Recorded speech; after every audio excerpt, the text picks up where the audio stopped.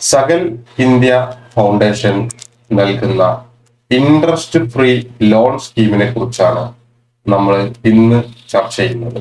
ഇന്ത്യയിൽ സ്ഥിരതാമസക്കാരായിട്ടുള്ള വിദ്യാർത്ഥികൾക്കാണ് ഈ സ്കോളർഷിപ്പിന് അപേക്ഷ സമർപ്പിക്കാൻ കഴിയുക.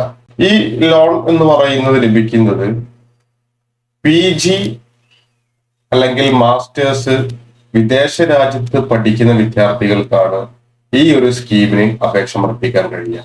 അതിന് കൂടാതെ തന്നെ ഇന്ത്യയില് PhD പഠിക്കുന്ന വിദ്യാർത്ഥികൾക്കും അപേക്ഷിക്കാനുള്ള അവസരം ഈ വർഷം മുതൽ സകൽ ഇന്ത്യ ഫൗണ്ടേഷൻ ലഭ്യമാക്കിയിട്ടുണ്ട്.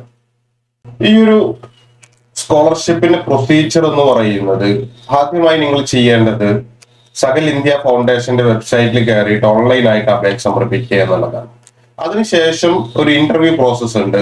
ആ ഇന്റർവ്യൂ പ്രോസസ്സിന്റെ സെലക്ഷൻ അടിസ്ഥാനത്തിലാണ് ആർക്കൊക്കെയാണ് സ്കോളർഷിപ്പ് ലഭ്യമാവുക എന്നുള്ള ലിസ്റ്റ് പ്രസിദ്ധീകരിക്കുന്നത്.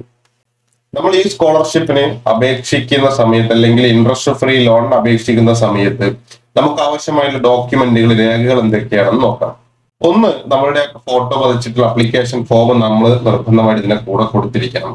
രണ്ടാമത്തെ കാര്യം എന്ന് പറഞ്ഞാൽ 10ാം ക്ലാസ് +2 നമ്മളുടെ മാർക്ക് ഷീറ്റ് സമർപ്പിച്ചിരിക്കണം. കാരണം ഈ ഒരു സ്കോളർഷിപ്പിന് സെലക്ഷൻ എന്ന് പറയുന്ന ഇന്റർവ്യൂ ഉണ്ടെങ്കിലും ഇന്റർവ്യൂവിനേക്കാളും കൂടുതൽ പ്രയോറിറ്റി നൽകുന്നത് നമ്മളുടെ അക്കാഡമിക് പെർഫോമൻസിനാണ്. അക്കാഡമിക് പെർഫോമൻസ് ബേസ് ചെയ്തുകൊണ്ടാണ് ഈ സ്കോളർഷിപ്പിന്റെ സെലക്ഷൻ പ്രോസസ് നടക്കുന്നത്. പിന്നെ നമ്മൾ വേണ്ടത് എന്ന് പറയുന്നത് സ്റ്റേറ്റ്മെന്റ് ഓഫ് പർപ്പസ് ആണ്. വിദേശ രാജ്യത്താണ് നമ്മൾ പഠിക്കാൻ പോകുന്നത്. അതുകൊണ്ട് വിദേശ രാജ്യത്ത് പഠിക്കുന്ന കുട്ടികളെ സംബന്ധിച്ച് ഏറ്റവും പ്രധാനപ്പെട്ട കാര്യം എന്ന് പറയുന്നത് സ്റ്റേറ്റ്മെന്റ് ഓഫ് പർപ്പസ് ആണ്. ആ സ്റ്റേറ്റ്മെന്റ് ഓഫ് പർപ്പസ് നമ്മൾ എന്ത് ചെയ്യണം? സബ്മിറ്റ് ചെയ്തിരിക്കണം. അതുപോലെ തന്നെ എന്ത് വേണം? നമ്മുടെ കയ്യിൽ ആ സ്ഥാപനത്തിൽ നിന്ന് ലഭിച്ചിട്ടുള്ള, നമ്മൾ പഠിക്കാൻ പോകുന്ന യൂണിവേഴ്സിറ്റിയിൽ നിന്ന് ലഭിച്ചിട്ടുള്ള ഓഫർ ലെറ്റർ നമ്മുടെ കയ്യിലുണ്ടായിരിക്കണം, അല്ലെങ്കിൽ അഡ്മിഷൻ ലെറ്റർ നമ്മുടെ കയ്യിലുണ്ടായിരിക്കണം. അതുപോലെ തന്നെ നമ്മുടെ ആധാർ കാർഡ് വേണം, പാൻ കാർഡ് വേണം. അതുപോലെ തന്നെ രക്ഷിതാവിന്റെ ആധാർ കാർഡും പാൻ കാർഡും കൂടി എന്തെങ്കിലും അപേക്ഷ സമർപ്പിക്കുന്ന സമയത്ത് നമ്മൾ നൽകേണ്ടതുണ്ട്. ഈ അപേക്ഷ വഴി നമുക്ക് ലഭിക്കുന്ന തുക എന്ന് പറയുന്നത് 1 ലക്ഷം രൂപയാണ് നമുക്ക് ഇൻട്രസ്റ്റ് ഫ്രീ ലോൺ ആയിട്ട് നമുക്ക് ലഭിക്കുക. ഈ ലോണിന്റെ ഡ്യൂറേഷൻ എന്ന് പറയുന്നത് 2 വർഷമാണ്.